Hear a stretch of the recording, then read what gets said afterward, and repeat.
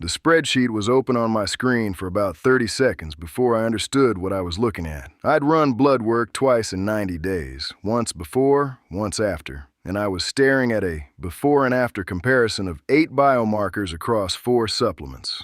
Some numbers moved exactly as predicted, one didn't, and that was the one that changed everything I thought I knew about where to start. I'm Dr. Stack. This is BrainStack Labs.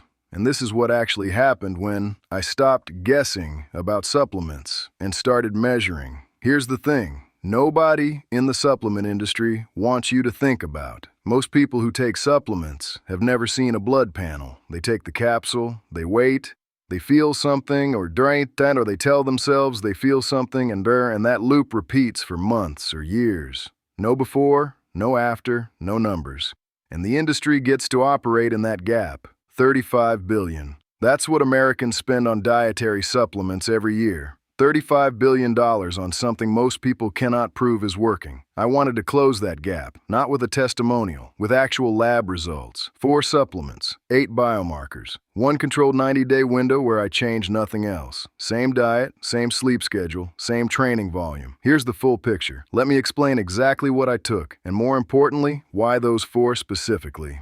I didn't pull these from a recommendation algorithm. I narrowed them down to interventions that have at least 3 randomized controlled trials showing measurable changes in blood chemistry in healthy adults. Not cell studies, not rodent data, human clinical trials.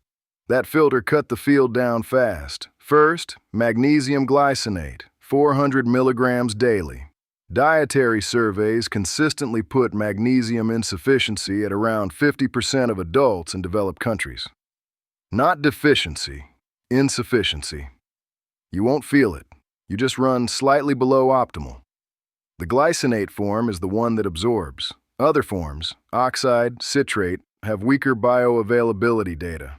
I was targeting hs-CRP, the inflammation marker, and fasting glucose. Both have RCT level evidence connecting them to magnesium status. Second, vitamin D3 with K2. 5,000 IU of D3, 100 micrograms of K2 MK7. The K2 is non-negotiable if you're running high-dose D3. It directs calcium metabolism, keeps it out of arteries, into bone. The D3 is the active agent. Over 200 genes have vitamin D response elements. That includes genes involved in testosterone synthesis, immune modulation, and mood signaling. I suspected I was deficient. I didn't know how deficient. Third, omega-3 fatty acids. 2 grams combined EPA and DHA per day. The most replicated single effect in clinical nutrition. Omega-3 reduces triglycerides, but at doses above 1.8 grams EPA, a consistent secondary signal appears in the literature. hs-CRP reduction. I wanted to see if that showed up in my numbers. Fourth, ashwagandha. 600 milligrams of KSM-66 extract. KSM-66 is the most studied form, a root-only extract that matches the formulation used in the majority of published trials. The headline effects from those trials: cortisol decreases, testosterone increases, sleep quality improves. Average effect sizes across studies are meaningful but modest. The question is always whether the group average translates to an individual result. 4 supplements. 90 days. Everything else held constant. The thing I was most worried about wasn't bad results. It was no results. Taking all of this for 3 months and finding out the numbers didn't move. Before you can measure a change, you need a clean baseline. That means blood work on day 1, before touching anything. My starting panel covered 8 markers: 25 OH vitamin D, hs-CRP, total testosterone, fasting glucose, ferritin, LDL, triglycerides, and sleep quality tracked via Oura Ring. Let me give you the numbers that mattered. Vitamin D, 22 nanograms per milliliter. 22. The clinical reference range starts at 30. Most researchers in this space consider anything below 30 deficient, and optimal to be somewhere between 40 and 60. I was at 22, clinically deficient, and I had no idea. hs-CRP, my inflammation marker, started at 2.4 milligrams per liter. That's in the borderline elevated band. Not alarming, not clean. The zone where chronic lifestyle factors accumulate quietly. Testosterone, 480 nanograms per deciliter, within normal range, but at the lower end of normal. Not a number that sends anyone to a clinic, but not where I wanted to be long-term.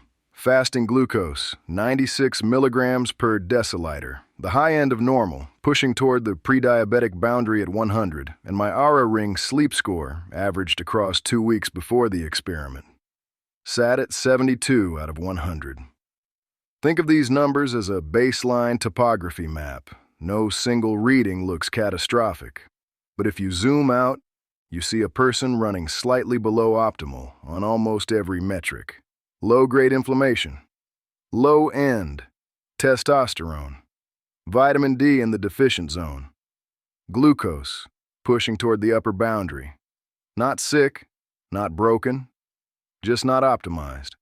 That's actually the most common state, and it's the one the supplement industry is most skilled at selling to. Here's what the numbers looked like 90 days later. Vitamin D first. After 90 days on 5,000 IU daily, 58 nanograms per milliliter, 22 to 58. That is not a rounding error. That's a 163% increase in a molecule that regulates immune function, calcium metabolism, mood signaling, and testosterone synthesis. And this result is exactly consistent with what a 2019 dose-response review in Nutrients found. That 5,000 IU daily raises serum 25 OHD by roughly 20 to 40 nanograms per milliliter in deficient individuals over 12 weeks. My result fell inside that range. The science predicted it. The science was right. Now, hs-CRP. Starting value, 2.4 milligrams per liter. Ending value, 0.9 milligrams per liter. That is a 62% reduction. I want to be honest about what I can and cannot claim here. I'm one person without a control condition, but here's what the literature says. A 2020 meta-analysis of omega-3 supplementation across 18 trials found an average hs-CRP reduction of 0.3 milligrams per liter at doses comparable to what I was taking. My reduction was 5 times that, which suggests that magnesium was doing additional work, since magnesium deficiency is itself an independent driver of elevated hs-CRP. Correcting both simultaneously likely produced a larger combined effect than either alone would have. Testosterone, 480 to 615 nanograms per deciliter, a 28% increase, 28%. Here's why that number isn't as mysterious as it sounds. A 2011 study in hormone and metabolic research, the Pilz trial, found that correcting vitamin D deficiency in deficient men raised testosterone by approximately 25% over 12 months. I was deficient. My result tracked almost exactly with the clinical prediction. Was it the ashwagandha? Possibly. The KSM-66 trials show a consistent testosterone-elevating signal, but with multiple variables, I can't isolate it. The most parsimonious explanation is vitamin D, since the effect size matches the literature almost precisely. Fasting glucose, 96 to 88 milligrams per deciliter, down 8 points, back to mid-range. Triglycerides moved meaningfully, exactly as the omega-3 literature predicts. Aura sleep score, 72 to 84, averaged across the final 2 weeks. Ferritin started at 45 nanograms per milliliter and ended at 52. That's within normal variation for a single blood draw. Nothing I took directly targets iron storage, and nothing changed. I'm telling you this because honest reporting means telling you what didn't move, not just what did. Here's what I learned. Supplements don't enhance function beyond your baseline capacity. They correct deficiencies. That's a completely different claim. If your vitamin D is already at 55, additional D3 won't move your testosterone. The Pilz trial only showed the effect in deficient men. In sufficient men, the effect was near 0. That's the thing nobody puts on the label. The supplement isn't doing the work. The deficiency correction is.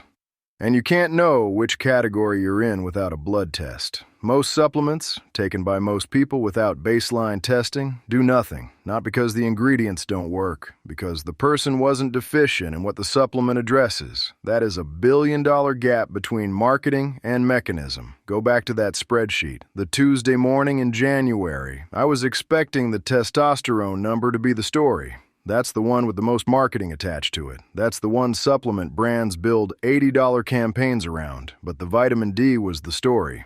Because here's what it costs to get your 25 OHD from 22 to 58, a bottle of D3 and K2.